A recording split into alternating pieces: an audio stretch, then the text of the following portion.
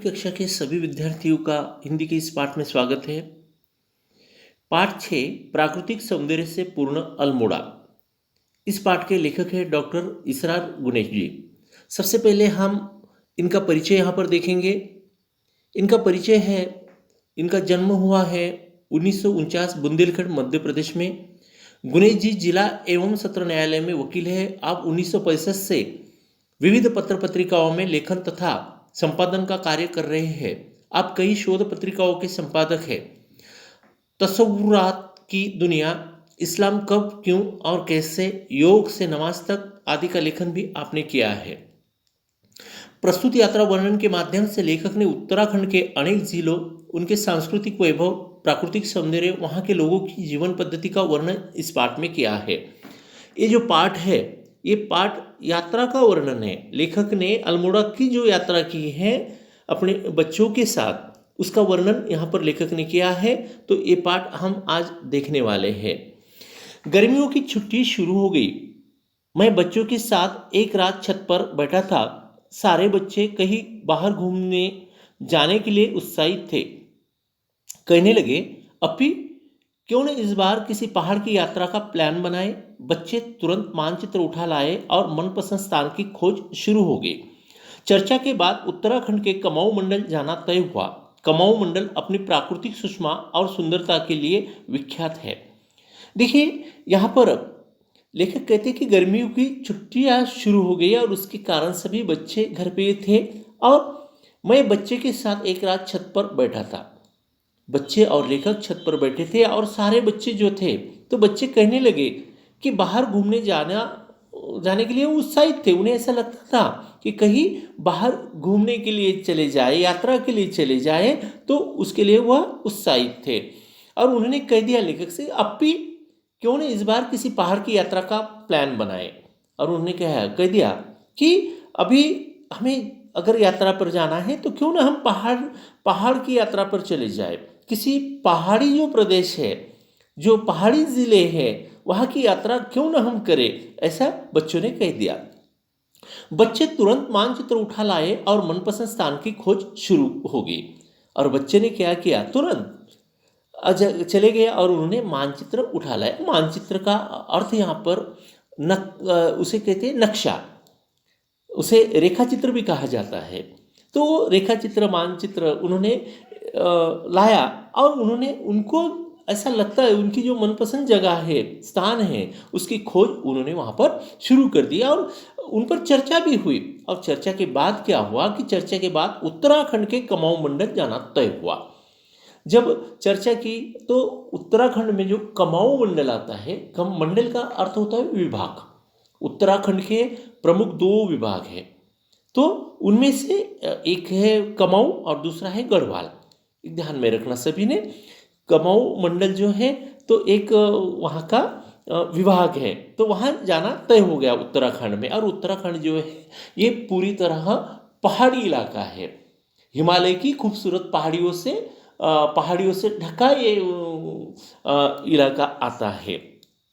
चलिए आगे देखते हैं। कमाऊं मंडल अपनी प्राकृतिक सुषमा और सुंदरता के लिए विख्यात है।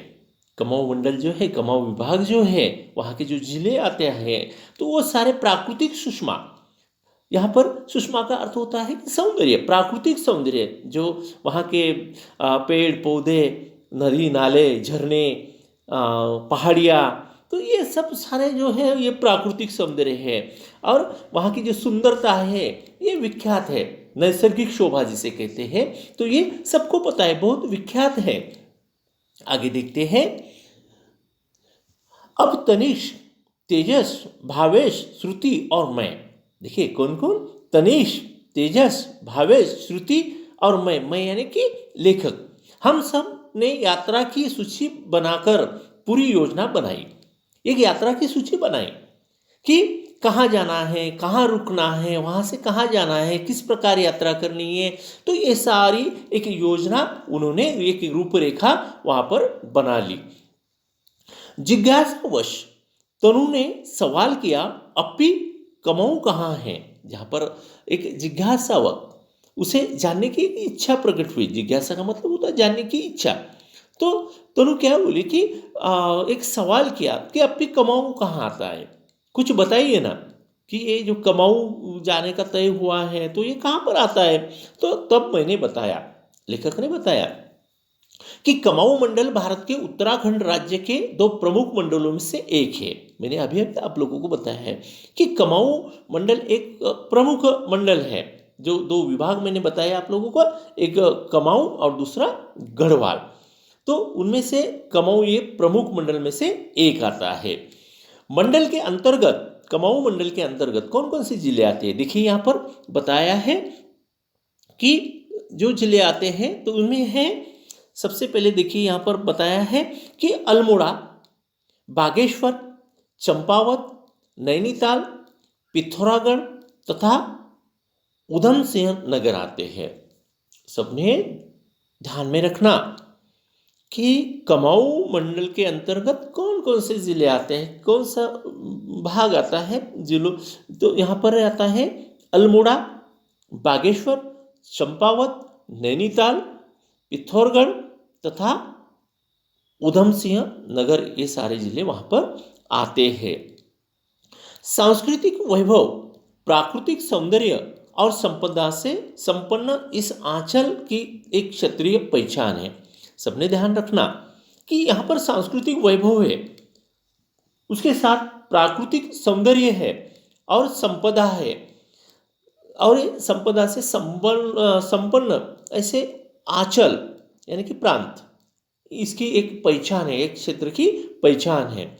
यहाँ के आचार विचार, आगे देखेंगे, यहाँ के आचार विचार, रहन सहन, खान पान, वेशभूषा, प्रथा परंपरा, रीति रिवाज, धर्म विश्वास, गीत नृत्य, भाषा बोली, सबका एक विशिष्ट स्थानीय रंग है। देखिए यहाँ पर,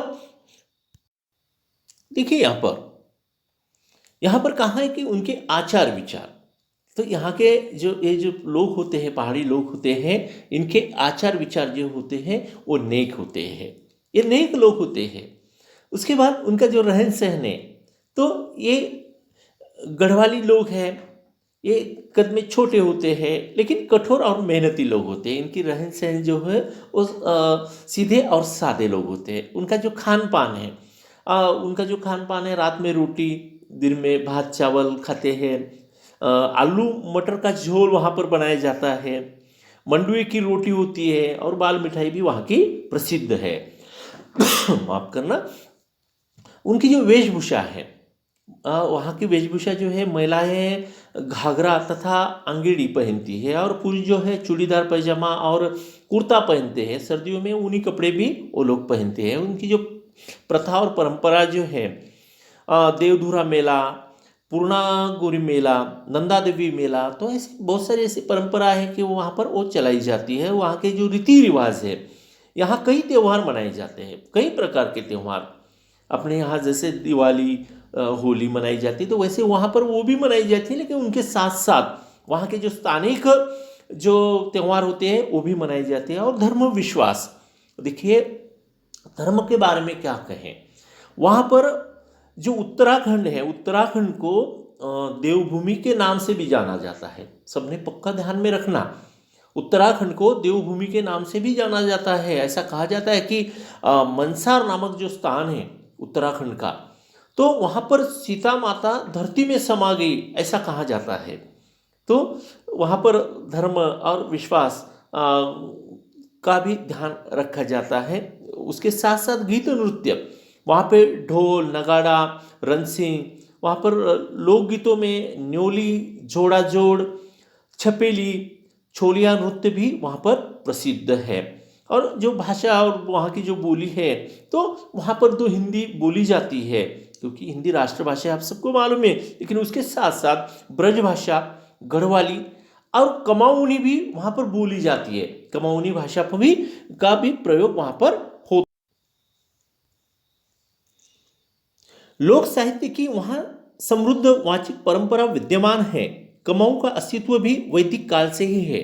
देखिए वहाँ पर लोक साहित्य भी है और समृद्ध वाचिक परंपरा भी वहाँ पर विद्यमान है। और उसके साथ साथ कमाऊ का जो अस्तित्व है वो भी वैदिक काल से ही है, क्योंकि कमाऊ का जो अस्तित्व है वो बहुत बहुत पुराना है, वैदिक काल से, यानी कि बहुत पुराना वैदिक काल से उनका अस्तित्व वहाँ पर जाना जाता है। आगे देखेंगे। अब जाने का दिन आया, बड़े सवेरे उठकर सबने तैयारी की और चल पड़े अपनी यात्रा पर। देखिए, सबके मन में उत्साह था यात्रा का, और यात्रा के लिए जाने का दिन आया और सब सवेरे उठकर, छोटे बच्चे सब सब उठकर सबने तैयारी की और चल पड़े अपनी अपनी यात्रा पर, अल्मोड़ा की यात्रा पर। हम सर्वप्रथम नैनीताल पहुंचे, हमारे कॉटेज बुक थे। लेखक यहाँ कहते हैं कि सबसे पहले तो हम नैनीताल पहुंच गए, और नैनीताल पर जब हम वहाँ पर चले गए तो वहाँ पर हमारे जो कॉटेज थे वह बुक किए हुए थे। कॉटेज जो थे आरक्षित थे, यानी कि कॉटेज का मतलब होता है रहने के जो कमरे होते हैं, उसी कॉटेज कहा जाता है। तो वहाँ पर बुक थे। वहाँ के तालों, प्राकृतिक सूक्ष्मा एवं मौसम का आनंद ले हम अल्मोड़ा के लिए रवाना हुए। देखिए, हम अल्मोड़ा के लिए गए, लेकिन कैसे? वहाँ के जो तालों थे, कहाँ के? नैनीताल के। तालों का मतलब जानते हैं आप? तालाब, जो छोटे छोटे तालाब होते हैं उनको तालों कहते हैं, ताल कहते हैं। तो ऐसे तालों को देखते हुए, प्राकृतिक सुषमा, जो प्राकृतिक सौंदर्य था वहाँ का, उसे देखते और मौसम का आनंद लेकर हम अल्मोड़ा के लिए रवाना हुए, अल्मोड़ा के लिए चले गए। देवदार के वृक्षों से ढकी मोहक घाटियों के बीच सर्पिली सड़क पर हमारी कार तेज रफ्तार से दौड़ रही थी। देखिए, आगे लेखक कहते हैं,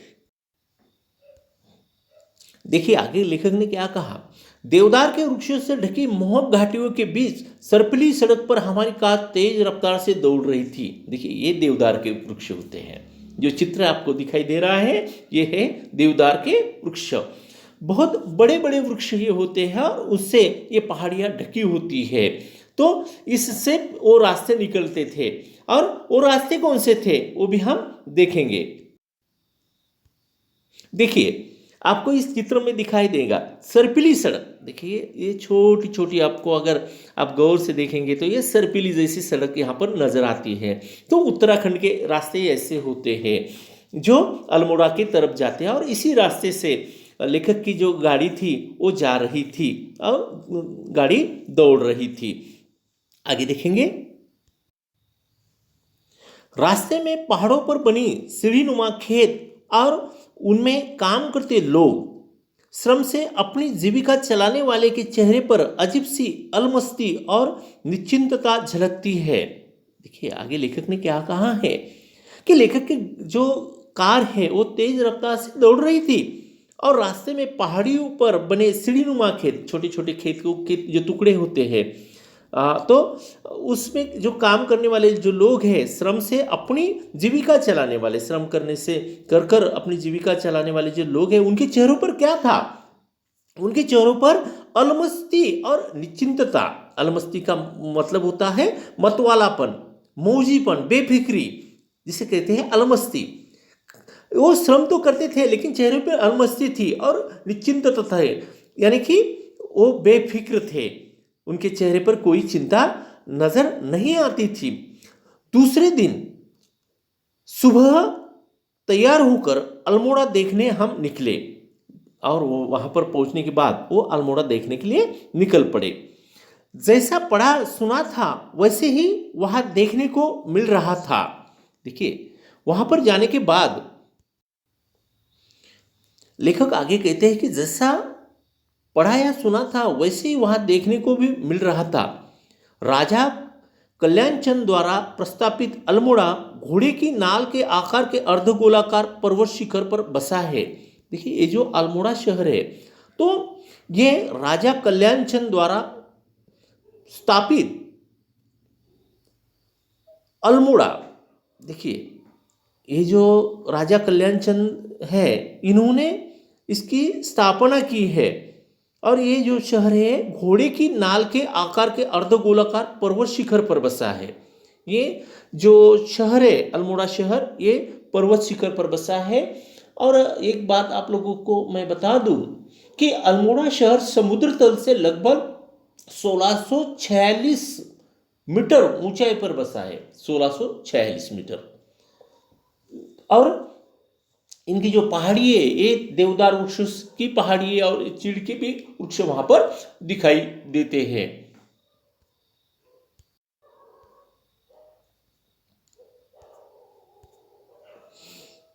चीड़ एवं देवदार के घने पेड़ हिमालय की बर्फ से ढकी चोटियों ने आज भी इसके प्राचीन स्वरूप को संजोए रखा है। देखिए वहां पर चीड़ के वृक्ष है, जो आपको अब नजर आ रहा है वो है चीड़ का वृक्ष।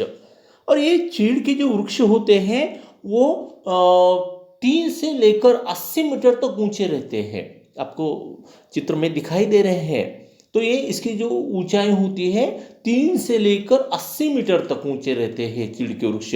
पुराने जमाने में इसका जो प्रयोग है, इसका जो इस्तेमाल होता था वो मशाल जलाने में होता था। मशाल जलाने के काम में ये वृक्ष आते हैं। इसमें से कुछ तेल भी निकलता है, तेल जैसा तेल नुमा एक पदार्थ निकलता है, वो जल्दी से आग पकड़ता है। तो ऐसे वृक्ष वहाँ पर चीड़ के और देवदार के वृक्ष आप लोगों ने देखे हैं, देवदार के वृक्ष भी। तो ये दोनों भी प्रकार के वृक्ष वहाँ पर दिखाई देते हैं और घने पेड़ वहाँ पर नजर आते हैं।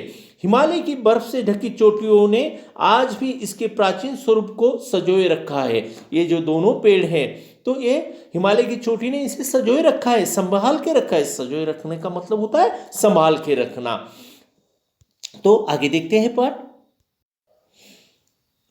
अल्मोड़ा के बस स्टैंड के पास ही गोविंद वल्लभ पंत राजकीय संग्रहालय में कुमाऊं के इतिहास व संस्कृति की झलक मिलती है।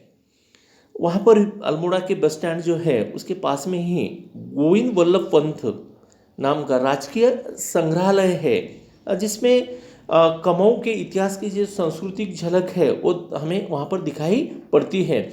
वहाँ विभिन्न स्थानों से खुदाई में मिले पुरातन प्रतिमाओं तथा